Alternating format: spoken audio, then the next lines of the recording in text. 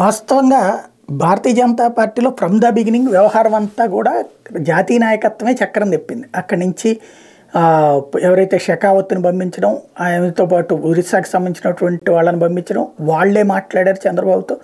ఈయన ఇచ్చిన లిస్ట్ తీసుకెళ్లారు.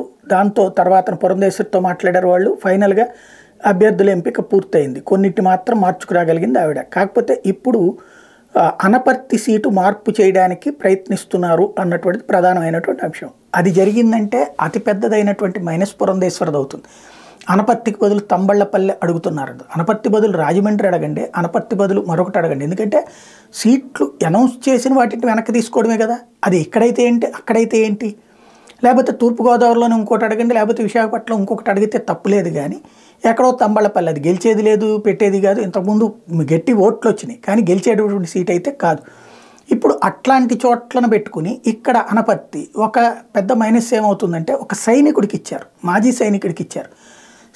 ఇప్పటికే మొన్న ఒంగోలుకి సంబంధించి ఏదైతే మాగుంట రాఘోకి ఇవ్వగానే ఆమ్ ఆద్మీ పార్టీ అతిశీ వీళ్ళు ఏం స్టేట్మెంట్ ఇచ్చారు, ఢిల్లీ లిక్కర్ కుంభకోణంలో భారతీయ జనతా పార్టీకి సంబంధించి భారతీయ జనతా పార్టీ మిత్రపక్షమైనటువంటి ఎన్డీఏలో భాగస్వామ్యపక్షమైన తెలుగుదేశం, అందులో అవినీతిపరుడైనటువంటి రాఘవరెడ్డి వాళ్ళ నాన్న శ్రీనివాసరెడ్డి, అతను కూడా వన్ ఆఫ్ ద అనుమానితుడు, అట్లాంటి వ్యక్తిని తీసుకొచ్చి వాళ్ళకి ఇచ్చారు సీటు అన్నటువంటిది ప్రకటించారు. రేపు పొద్దున ఇదేమంటారు, భారతీయ జనతా పార్టీకి దేశభక్తి ఎక్కడ ఉంది, సైనికుడికి అని చెప్పి ఇచ్చి సామాన్యుడిని అని చెప్పి తీసవతలు పడేశారు అని చెప్పి రేపు అనరా. కాబట్టి ఇది చిన్నమ్మకి, పురంధేశ్వరిని చిన్నమ్మ అంటుంటారు కదా, ఆవిడికి మైనస్ అవుతుంది. కాకపోతే ఒక యాంగిల్లో చూసుకుంటే ఆవిడికి ప్రాబ్లం ఏంటి, ఎంపీ సీట్ ఆవిడకి గెలవాలంటే అనపర్తిలో వచ్చే ఓట్లు, అదే ఈయనైతే కనుక తక్కువ అని. అలాగ తక్కువ అనుకున్నప్పుడు ఏం చేయాలి, సంఘ పరివార్తో కూర్చుని మాట్లాడితే వాళ్ళు ఒకప్పుడు ఒక ఏనాడు కనీసం కార్పొరేటర్గా కూడా గెలవనటువంటి విజయవాడ సెంట్రల్ గెలిపించి చూపెట్టారు ఆర్ఎస్ఎస్ వాళ్ళు. వాస్తవంగా విజయవాడ వెస్ట్ సీటు ఎప్పుడు కూడా కొంతవరకు భారతీయ జనతా పార్టీకి పట్టు ఉండేది. అంటే ఇప్పుడు గెలవలేదు కానీ ఎమ్మెల్యే సీటు, ఎందుకంటే అక్కడ 8వ డివిజన్ ఉండేది. ఇప్పుడంటే మారిపోయినాయి కానీ డివిజన్ అంకెలు. 8వ డివిజన్ అని బ్రాహ్మణ వీధి ఏరియా, అక్కడ దాదాపు 20 సంవత్సరాల పాటు భారతీయ జనతా పార్టీ కార్పొరేటర్ గెలుస్తూనే ఉండేది. కమ్యూనిస్టులు గెలిచిన, కాంగ్రెస్ గెలిచిన సిటీలో ఆ ఒక్క డివిజన్ మాత్రం భారతీయ జనతా పార్టీ గెలిచేది. డోయిపర్తి ఝాన్సీ లక్ష్మి అని చెప్పి ఆవిడ గెలుస్తూ ఉండేది.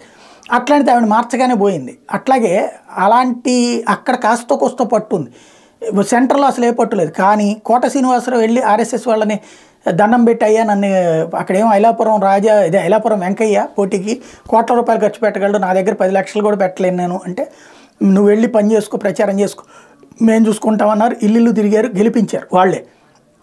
అనపర్తిలో కూడా రెడ్లల్లో మంచి పట్టుంది ఏది ఆర్ఎస్ఎస్కి.